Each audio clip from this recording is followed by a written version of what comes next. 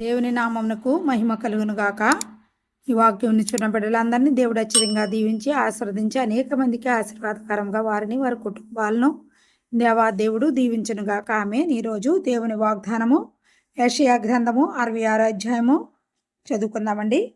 యెహోవా ఇలాగూ ఆజ్ఞ ఇచ్చుచున్నాడు, ఆకాశము నా సింహాసనము, భూమి నా పాదపీఠము. మీరు నా నిమిత్తము కట్టను ఉద్దేశించు ఇల్లు ఏపాటిది?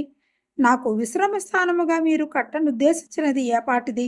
అవన్నీ నా హస్తకృత్యములు, అవి నా వలన కలిగినవి.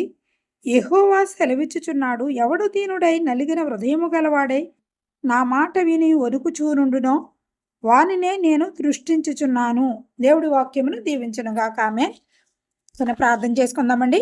సకల ఆశీర్వాదములకు కారణభూతుడు నా ప్రియ పరలోక తండ్రి, మీకు వందనాలు స్తుతులు స్తోత్రములు నాయనా. ఇంతవరకు మీ సజీవ రెక్కల చాటున నన్ను మమ్మలను భద్రపరిచి మరొకసారి ప్రభా నేను స్తుతించుకొని ఆటానికి ఇచ్చిన తరుణానికి మీ కోట్లాది వందనాలు స్తుతులు స్తోత్రాలు చెల్లించుకుంటున్నాను నాయనా.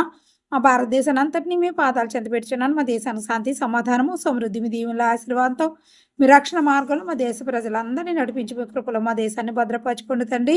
యవ్వన బిడ్డలందరినీ పాదాలు చెంత పెట్టుచున్నాను. బిడ్డలు వాహనాలపై తిరుగుతుంటారు. వాహనాల చుట్టూ బిడ్డల చుట్టూ మీ అగ్ని కాచి మంచి బిడ్డలకు రక్షణ మారు మనసు ప్రార్థన జీవితం బిడ్డలకు దయచేసి ప్రభు ఈ లోకంలో జ్ఞానం కలిగి ఏ విధంగా బ్రతకాలి వారికి నేర్పించిన అయినా వారి చదువులు, వారి ఉద్యోగాలు, వారి దాంపత్య జీవితాలు, వారు చేసుకునే పని పట్ల మెండైన దేవుళ్ళ ఆశీర్వాదంతో నింపండి.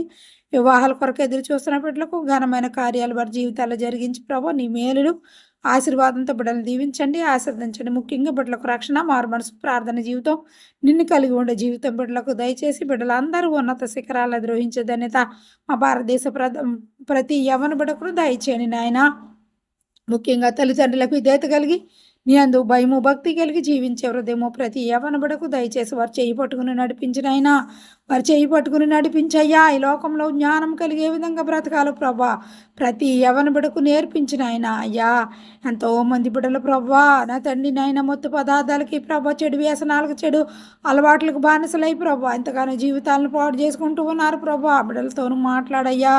అంధకార శక్తుల నుండి వారికి విడుదల దయచేసిన జీవ మార్గం వారికి బయలుపరిచిన ఆయన నీకు వందనాలు స్తోత్రం నాయన. మరి ప్రభా ఇదిగో ప్రభా నా ప్రార్థన మీ సన్నిధిలో చేర్చుకోనండి. ప్రతి యవ్వన బిడ్డను రక్షించి మీరే మహిమ ఘనత ప్రభావం పొందుకోనమని యేసయ్య శ్రేష్టమైన నామన అడిగి పొందుకొని ఉన్నాము తండ్రి. ఆమేన్ ఆమేన్.